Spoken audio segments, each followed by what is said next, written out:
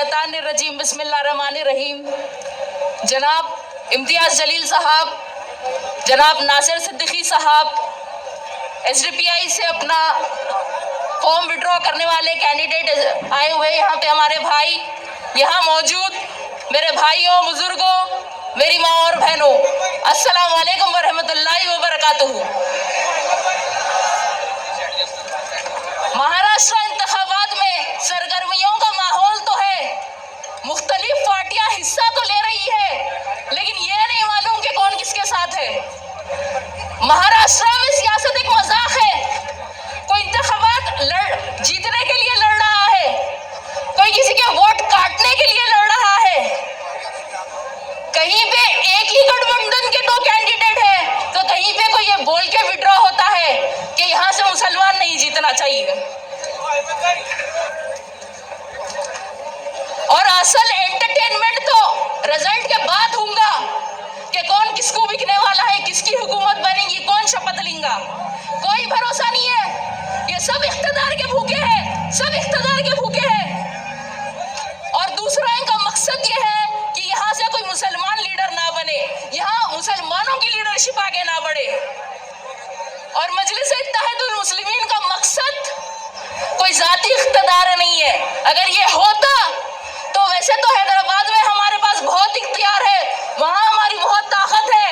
हमारे सदर को अल्लाह ताला ने दौलत, शोहरत, इज्जत, क़यादत हर चीज से नवाजा है, लेकिन वो मुल्क के कोने कोने में अगर जाते हैं तो इसीलिए जाते हैं। सतों में काम कर रही है तो इसीलिए कर रही है ताकि मुल्क के गरीब, मजलूम, दलित और मुसलमानों को उनका हुकूक मिले, मुल्क भर के मुसलमानों में एक इत्तेहाद पैदा हो।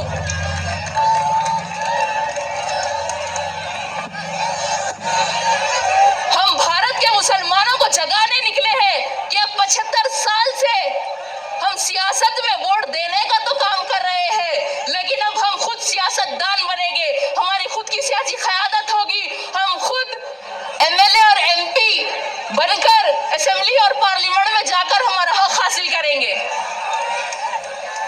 महाराष्ट्र इलेक्शन 2019 में सिर्फ 10 मुसलमान जीतकर असेंबली गए, जबकि महाराष्ट्र में 1 करोड़ 30 लाख मुसलमानों की आबादी है।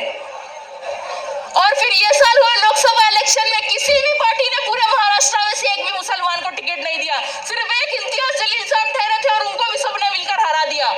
आज भारत में मुसलमानों की 14% आबादी है, लेकिन हमारे MP सिर्फ 4% है।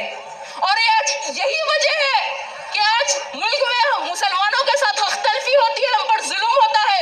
आज मुल्क में मुसलमानों की जानों की कोई अहमियत नहीं है, हमारे नबी के शान में गुस्ताखी की जाती है।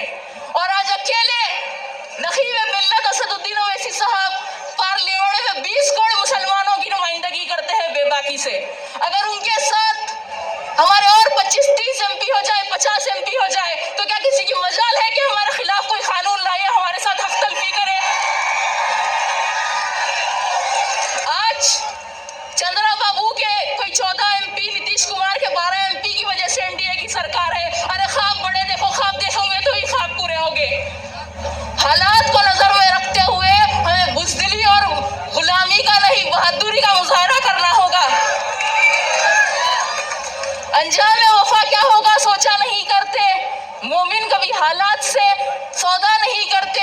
ये हौसला सिखाया है दीन इस्लाम में। अगर सर